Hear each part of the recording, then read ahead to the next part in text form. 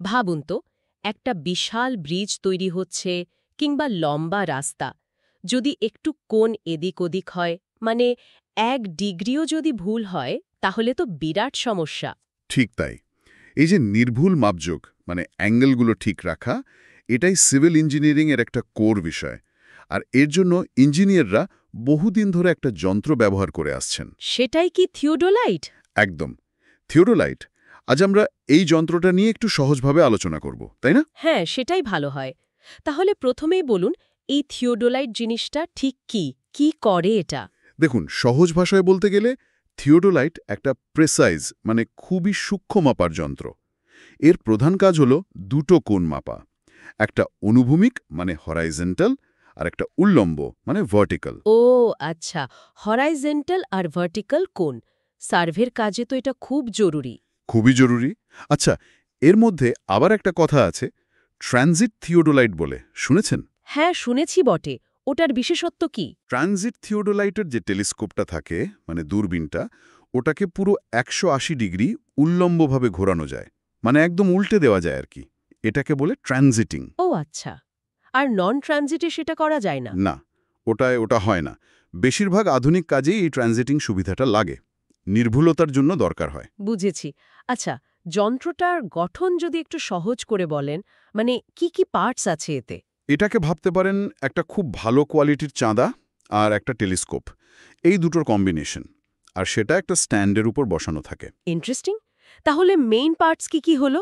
Main হলো telescope, যা দিয়ে দূরের পয়েন্টটা নিশানা করা হয়। আর কোণ মাপার জন্য রয়েছে দুটো গ্র্যাজুয়েটেড সার্কেল মানে দাগ কাটা চাকতি, একটা হরাইজন্টাল কোণের জন্য, অন্যটা ভার্টিক্যাল কোণের জন্য। আর যন্ত্রটাকে ঠিকঠাক বসানো বা ঘোরানোর জন্য? তার ব্যবস্থাও আছে। যন্ত্রটাকে একদম সমান মানে লেভেল করার জন্য আছে লেভেলিং হেড। সাধারণত 3টে স্ক্রু থাকে, ফুট স্ক্রু বলে। হ্যাঁ হ্যাঁ, দেখেছি ওগুলো। আর যন্ত্রটাকে একটা নির্দিষ্ট দিকে লক করে খুব অল্প অল্প ঘোরানোর জন্য আছে ক্ল্যাম্প স্ক্রু আর ট্যানজেন্ট স্ক্রু, ফাইন অ্যাডজাস্টমেন্ট যাকে বলে আর কি। আচ্ছা, এই তো গেল বাইরের অংশ। এর ভেতরেও তো কিছু অক্ষ বা অ্যাক্সেস থাকে শুনেছি, যার উপর পুরো ব্যাপারটা নির্ভর করে। ঠিক ধরেছেন। যন্ত্রটার আসল নির্ভুলতা নির্ভর করে কয়েকটা কাল্পনিক রেখা বা অক্ষের সঠিক সম্পর্কের উপর। এগুলোকে ফান্ডামেন্টাল অ্যাক্সিস বলে। যেমন? যেমন ধরুন ভার্টিক্যাল অ্যাক্সিস। এটা একটা উল্লম্ব রেখা, যার চারপাশে পুরো যন্ত্রটা হরাইজন্টালি ঘোরে, মানে ডাইনে বাঁয়ে ঘোরে। আচ্ছা। আর আরেকটা হল হরাইজন্টাল অ্যাক্সিস বা ট্রুনিয়ান অ্যাক্সিস। এটা অনুভূমিক। এর চারপাশে টেলিস্কোপটা ওপর নিচে ঘোরে, মানে ভার্টিক্যালি। আরেকটা কি যেন আছে, লাইন অফ সাইট।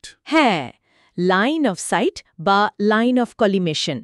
এটা হল টেলিস্কোপের ভেতরে যে ক্রস হেয়ার থাকে, মানে যোগ চিহ্নের মতো, সেখান থেকে সামনের লেন্সের কেন্দ্র দিয়ে যাওয়া একটা কাল্পনিক রেখা।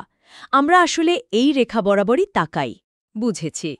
এই 3টে অ্যাক্সিসের মধ্যে সম্পর্কটা কেমন থাকা উচিত? আইডিয়ালি মানে আদর্শ অবস্থায় এই 3টে অক্ষ একে অপরের সাথে একদম লম্ব মানে পারপেন্ডিকুলার হওয়া উচিত, 90 ডিগ্রি কোণে। একটু এদিক ওদিক হলেই কিন্তু মাপে ভুল আসবে। খুব সূক্ষ্ম ব্যাপার। তাহলে এবার একটা ছোট্ট প্রশ্ন করি, থিওডোলাইট ব্যবহার করে প্রধানত কোন দুটি জিনিস মাপা হয়? মূলত ওই দুটোই, অনুভূমিক কোণ আর উল্লম্ব কোণ। আচ্ছা, এই কোণগুলো মাপে কিভাবে, মানে রিডিংটা কিভাবে দেখা যায়? পুরনো দিনের যে মডেলগুলো ছিল সেগুলোতে ভার্নিয়ার স্কেল দেখে হিসাব করতে হতো, একটু জটিল ছিল। হ্যাঁ, ওটা বেশ কঠিন লাগতো। কিন্তু এখনকার ডিজিটাল থিওডোলাইটে আর ওই ঝামেলা নেই, সরাসরি স্ক্রিনে ডিজিটাল ডিসপ্লেতে রিডিং দেখা যায়। কাজটা অনেক ফাস্ট আর সহজ হয়ে গেছে। তাহলে একটা উদাহরণ দিলে ভালো হয়। ধরুন মাঠে দুটো পয়েন্ট আছে, এ আর সি।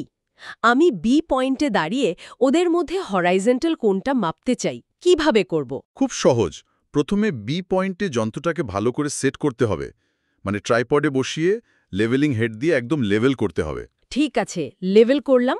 তারপর? তারপর টেলিস্কোপ দিয়ে প্রথমে এ বিন্দুকে নিশানা করতে হবে, মানে একদম ক্রস হেয়ারের কেন্দ্রে আনতে হবে। এমনিতে হরাইজন্টাল সার্কেলের রিডিং 0 সেট করতে হবে। আচ্ছা, মানে এ হলো আমার রেফারেন্স পয়েন্ট, যেখানে অ্যাঙ্গেল 0 ডিগ্রি। এরপর? এরপর যন্ত্রের ক্ল্যাম্প আলগা করে আস্তে আস্তে যন্ত্রটাকে হরাইজন্টালি ঘোরাতে হবে যতক্ষণ না সি বিন্দুটা টেলিস্কোপের ক্রস হেয়ারে আসছে। নিশানা করলাম সিকে। হ্যাঁ, এবার হরাইজন্টাল সার্কেলে যে রিডিংটা দেখাচ্ছে সেটাই হলো এ বি আর সি বিন্দুর মধ্যেটার কোণ, মানে অ্যাঙ্গেল এ বি সি। বাহ, বেশ সোজাসাপটা পদ্ধতি তো। তাহলে একটা সাধারণ অনুভূমিক কোণ মাপার প্রথম ধাপটা কি হলো? প্রথম ধাপ হলো যন্ত্রটাকে ঠিকঠাক বসিয়ে লেভেল করা আর রেফারেন্স পয়েন্টে 0 সেট করা। ঠিক। আচ্ছা, ওই যে বললেন নির্ভুলতার জন্য ট্রানজিটিং দরকার হয়, ফেস লেফট ফেস রাইট, এই ব্যাপারটা কি? হতে পারে। এই ধরনের ত্রুটি বাদ দেওয়ার জন্য আমরা কি করি, প্রথমে টেলিস্কোপের ভার্টিক্যাল সার্কেলটা বানিকে রেখে, এটাকে বলে ফেস লেফট, একবার কোণটা মাপি। মাপলাম। তারপর টেলিস্কোপটাকে 180 ডিগ্রি উল্লম্বভাবে ঘুরিয়ে দিই, মানে ট্রানজিট করি। এবার ভার্টিক্যাল সার্কেলটা ডান দিকে চলে এলো, এটা হলো ফেস রাইট। এই অবস্থায় আবার একই কোণ মাপি। ও, দুবার মাপা হলো? হ্যাঁ, এবার এই দুটো রিডিংয়ের গড় নিলে ওই কলিমেশন এররের মতো কিছু সিস্টেম্যাটিক এরর ক্যান্সেল হয়ে যায়, ফলে ফাইনাল রেজাল্টটা অনেক বেশি নির্ভুল হয়। দারুণ টেকনিক তো, মানে ডাবল চেক করে ভুলটাকে বাদ দেওয়া। তাহলে তো বলাই যায় যে কোনো ইঞ্জিনিয়ারিং প্রজেক্টে এই নির্ভুল কোণের মাপটা ভীষণ জরুরি, তাই না? অনুযায়ী এই হচ্ছে। সত্যি নির্ভুলতার গুরুত্বটা এখানে স্পষ্ট। আচ্ছা, সহজে মনে রাখার জন্য একটা লাইন বলা যেতে পারে? হ্যাঁ, যেমন ধরুন থিওডোলাইট মানে থিতু দৃষ্টিতে কোণ মাপা। বাহ, বেশ মনে রাখার মতো। থিওডোলাইট মানে থিতু দৃষ্টিতে কোণ মাপা। একদম। মোদ্দা কথা হলো এটা সার্ভেইংয়ের একটা ফান্ডামেন্টাল যন্ত্র। টেলিস্কোপ, দুটো circle, leveling head, clamp, tangent screw, এই সব মিলিয়ে এটা হরাইজন্টাল আর ভার্টিক্যাল কোণ নির্ভুলভাবে মাপতে সাহায্য করে। আলোচনাটা কিন্তু দারুণ লাগছে। তবে আমার মাথায় আর একটা প্রশ্ন আসছে। এখন তো টেকনোলজি অনেক এগিয়ে গেছে, জিপিএস এসেছে, টোটাল স্টেশন এসেছে। হ্যাঁ, ঠিক। এগুলোর সাথে থিওডোলাইটের সম্পর্কটা কি?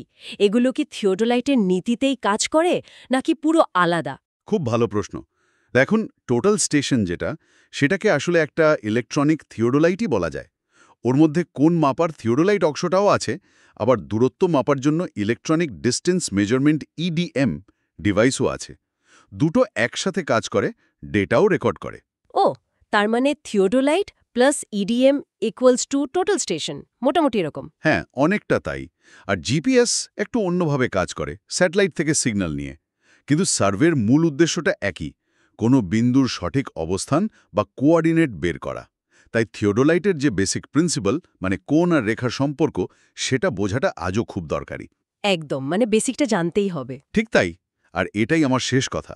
আজকের এই হাইটেক যুগে যখন অটোমেশন, ডিজিটাল টুইন এসব নিয়ে এত কথা হচ্ছে, তখনও থিওডোলাইটের মতো একটা বেসিক যন্ত্রের কাজ বোঝাটা খুব জরুরি, বিশেষ করে যারা সিভিল ইঞ্জিনিয়ারিং পড়ছেন বা ভবিষ্যতে পড়বেন। কেন জরুরি? কারণ এটা শুধু একটা যন্ত্র চালানো শেখা নয়, এটা আমাদের স্পেশিয়াল রিজনিং, মানে স্থানিক ধারণা তৈরি করে, নির্ভুলতার বোধ জাগায়। এই বেসিক কনসেপ্টগুলো যদি পরিষ্কার থাকে, তাহলে ভবিষ্যতের আরও জটিল প্রযুক্তি, যেমন ধরুন কনস্ট্রাকশন রোবোটিক্স বা অ্যাডভান্সড সার্ভিস সিস্টেম, সেগুলো বোঝা বা সেগুলোর সাথে মানিয়ে নেওয়া অনেক সহজ হবে। ভিতটা শক্ত থাকলে ইমারতও মজবুত হয়।